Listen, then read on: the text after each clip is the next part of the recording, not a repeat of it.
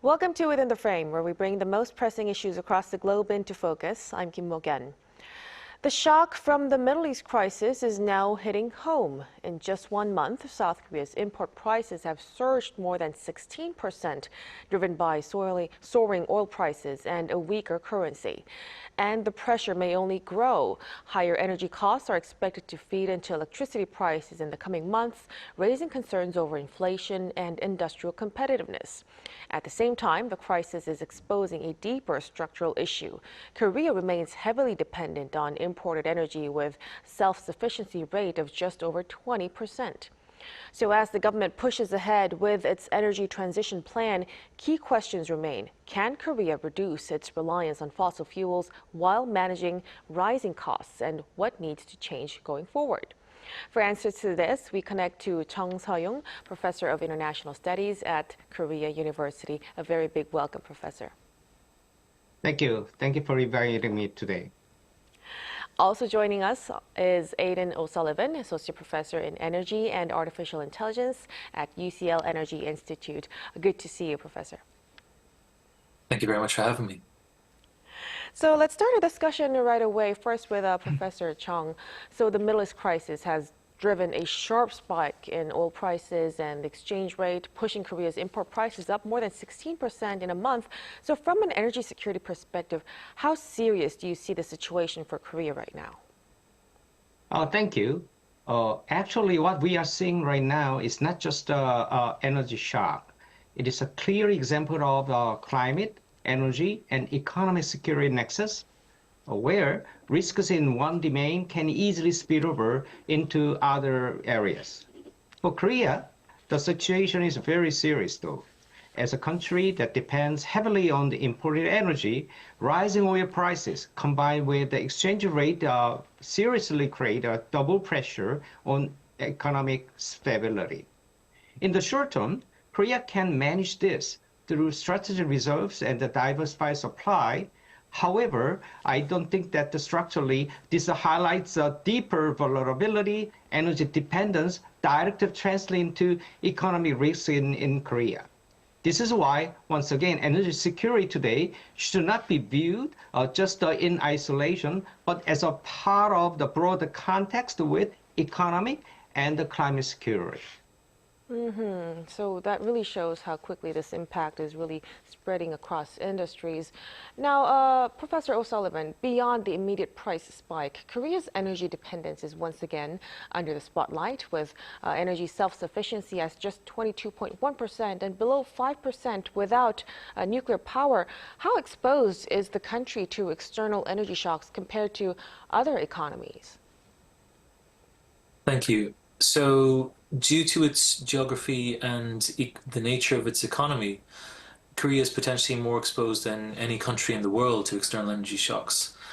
Because of its industrial base as a leader in manufacturing of steel, petrochemicals, and semiconductors, the per capita energy consumption is among the highest in the world. Comparable countries are Norway, the US, and Saudi Arabia. But unlike those countries, Korea is very limited in energy resources. At the same time, geographically, Korea is an energy island, running a very isolated grid, whereas countries like the UK and Germany benefit from being connected to a continental scale grid. The UK has 10 gigawatts of interconnectors and a target of 18 gigawatts that allow for import and export of electricity to multiple countries, whereas Korea doesn't really have any of this. So it suffers from being isolated, resource poor, and a high consumption base per capita. So those kind of characteristics seem to show the underlying vulnerability that Korea is facing. But at the same time, many experts say renewables alone are not enough, and that nuclear power, fossil fuels, and supply diversification still need to play a big role. Professor, what would a more balanced and practical energy mix look like for South Korea? So according to the 11th Basic Plan, Korea is targeting a mix of 35% nuclear and 33% renewables by 2038. But the missing link in this is the grid.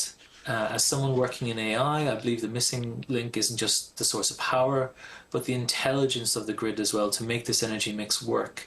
And the power needs to get to where the demand is, and with offshore wind being a key component of renewables, often being located in remote areas, grid congestion is often a problem that limits the impact of this renewable energy technology. So, as a competitive advantage, Korea is widely regarded as a leader in nuclear technologies, and using that competitive advantage to develop small modular reactors for industrial clusters tackles that spatial distribution problem. There's also an opportunity for Korea to use its engineering expertise to make the kind of breakthroughs that is shown in nuclear in floating offshore wind technology, which has the potential for much lower costs than the current offshore wind generation projects. So again, while renewables themselves are going to be a big part of the mix, the exact nature of that renewable mix and also how you incorporate them into the grid is really important and a key part of the discussion of how you make this mix work in a practical and pragmatic way. And as part of those kinds of efforts, in fact, the government has recently announced plans to reduce reliance on fossil fuels and raise the share of renewable energy to over 20% by the year 2030. Professor Chung, what do you see as the biggest hurdles in achieving that kind of goal? Well, target is always important to set, but challenges here are both, I think, structural and strategic. Korea faces geographical and infrastructural constraints, as my just the previous panelist just mentioned. They include land availability. Korea has a very small land size and the grid capacity. There are also regulatory and social barriers, such as the local opposition to renewable energy projects we call NIMBY effects. More fundamentally, I think that the issue lies in how we frame the transition. If we rely too narrowly on solar and wind alone, it will be difficult to meet both energy security and economic stability needs. So this is why, as my previous speaker just said, more diversified clean energy strategy is essential. In other words, in addition to renewables, Korea should actively consider options such as SMRs and the carbon capture and storage technologies. These technologies can help ensure stable baseline power and I think reduce the industrial emissions. So the challenge is not just simply about increasing the share of the renewables. It is about reconfiguring the entire climate, energy, and economic security nexus through a balanced and resilient clean energy mix. So it's really more than what many are expecting. But on the demand side, Professor Chung, the government is implementing energy measures like vehicle rationing and energy saving campaigns as well. But we hear that the actual impact appears to be less than 1%. Why are these measures falling short, Professor? Well, this limited impact, even if we see the campaign a lot on media these days, but limited impact reflects the structural nature of the Korea energy consumption.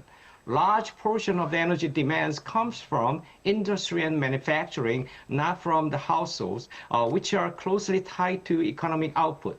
Short-term measures such as the vehicle rationing mainly affect, as I said, households, so their overall impact remains marginal. This again highlights the importance of the nexus once again. Energy demand is deeply embedded into economic structure. Energy security itself, once again, I emphasize today, not just about the energy itself, it's about the economy, it's about the climate as a whole. To achieve the meaningful reductions, therefore, Korea needs more systemic approaches, such as the industry efficiency standards, smart energy management systems, and pricing reforms, considering all these different dimensions. So Professor Chung has just mentioned several policies that might be effective, but what about Professor O'Sullivan? If these kinds of short-term measures that the government is making have clear limits, what kind of policies would actually reduce energy demand in a meaningful way? So to reduce energy demand in a meaningful way, it's important to move away from behavior change programs and do much more in terms of structured automation. And that means incorporating smart technologies like digitalization into the power grid, smart metering technologies, so that you can make use of dynamic time of use tariffs that will drive load shifting with price signals. This is much more effective than voluntary campaigns, and particularly given the nature of the demand profile of South Korea with a large industrial base, behavioral change programs won't be as effective as dynamic time of use tariffs will be, given the nature of that load. So the incentive for high consumers is much more effective when it's coupled with price signals. Behavior change in and of itself is less effective than this kind of automation. But that does require you to upgrade to advanced technologies that make use of digitalization in the power grid, which so far hasn't been adopted widely. So structured measures would be necessary moving forward. Now, another concern is electricity pricing. With higher oil and LNG costs expected to feed into power generation soon, the government may have to choose between raising tariffs or absorbing the losses. Professor Jung, how should policymakers navigate this kind of dilemma? Well, this is a difficult but unavoidable policy trade-off, I think. Electric pricing now sits at the intersection of energy affordability, economic stability, and climate transition. Keeping tariffs low protects the consumers in the short run, but it creates financial stress for utilities and weakens incentives for energy efficiency.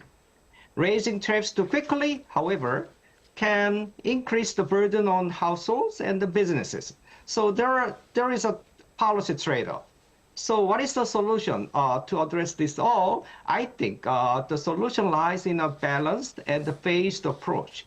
Gradual tariff adjustments combined with the targeted support for vulnerable groups. I think that this is something that the policymakers must focus on, and then tries to bring the more tangible and the feasible measures to implement. Balancing the situation would be very important. But when we shift gears a little bit, we hear that Europe is also scrambling to respond to the current situation. Of course, the whole globe is affected. The EU is preparing new measures that combine energy support with energy efficiency, grid upgrades, and the long-term push to reduce fossil fuel dependence. What lessons can Korea learn from the European response, Professor O'Sullivan? So Europe has an advantage here, as this is our second energy crisis in quite a short period of time, with the Russian invasion of Ukraine in 2021 leading to the first. The Repower EU initiative provides a blueprint for how to respond, and the most vital lesson that Korea can take away from this is to speed up regulatory processes. Europe introduced permitting reform that accelerated the construction of renewable projects by declaring them public interest projects. And Korea could copy that kind of regulatory structure in order to accelerate the construction of renewable projects in the public interest. Secondly, it created something known as a joint purchasing platform. So by aggregating demand with other regional partners, Korea could potentially gain more leverage in the liquefied natural gas market, rather than competing in isolation during a crisis. It also, in the EU, we treat energy efficiency as a form of fuel. This is kind of mandated by law, so the avoidance of energy is treated as a source of fuel in the same way and rewarded in the same way with incentives. So those are three measures that if Korea adopted, it could lead to a significant improvement in how it responds to this crisis. Right, there are clearly good lessons that we could follow suit as well. Now, there are also emerging opportunities, such as the Middle Eastern producers showing interest in using South Korea as an offshore oil storage hub. Professor Jung, do you think this could become a strategic advantage for Korea's energy security? Yes, this could become a meaningful strategic opportunity, of course, to Korea. Korea's geographical location and its advanced infrastructure position it as well. It will very well as a regional energy hub. If managed properly, this could enhance, I think, supply stability and logistical flexibility and economic leverage in the regional energy markets. From the broader perspective, this will strengthen the energy and economic security dimensions of the nexus, allowing Korea to play a more proactive role in regional energy governance. However, this should also complement, not replace, the long-term transition. Tonight, I emphasized also another dimension of the climate. In other words, Korea's strategy should combine short-term resilience with long-term climate transition, all within a coherent climate, energy, economic security framework. Also, additionally, as this issue started to be considered seriously these days because of the situation in Iran, we also need to consider what would be the potential impact of bringing this idea to Korea in the context of the Korean Peninsula security because of the simply North Korea. So it's quite an interesting point that this crisis could be turned into an opportunity for Korea. Now, finally, before we conclude our discussion tonight, when we look ahead, Professor O'Sullivan, if this crisis is to become a turning point, what do you think Korea's energy transition strategy should focus on over the next decade? So the next decade should be defined by the 3Ds, decarbonization, digitalization, and decentralization. Again, as a competitive advantage, Korea is a world leader in semiconductors and many advanced technologies. So just as important as the commitment to build out the hardware of new generation technologies, it's also important to integrate digital technologies into the operation of its grid. And this expertise in advanced technologies really positions Korea very well to lead on this front. So if Korea can combine its world-class ICT sector, information, communications and technology, with its energy infrastructure as well, it won't just have a solution to its current crisis, it will have a chance to lead the world in energy innovation and to demonstrate the integration of AI, digitalization, smart grids to have a much more efficient grid that is able to move power around to meet its demands much more efficiently and much more effectively. So it's a real opportunity over the next decade to innovate and show its strength in engineering and expertise. So this could really be a defining moment moving forward. Thank you so much for your insights, Professor O'Sullivan. Thank you. And of course, Professor Chung, we really appreciate it. Thank you. And that'll be all from us on Within the Frame tonight. Be sure to tune in again next time for more topics moving forward. Goodbye for now.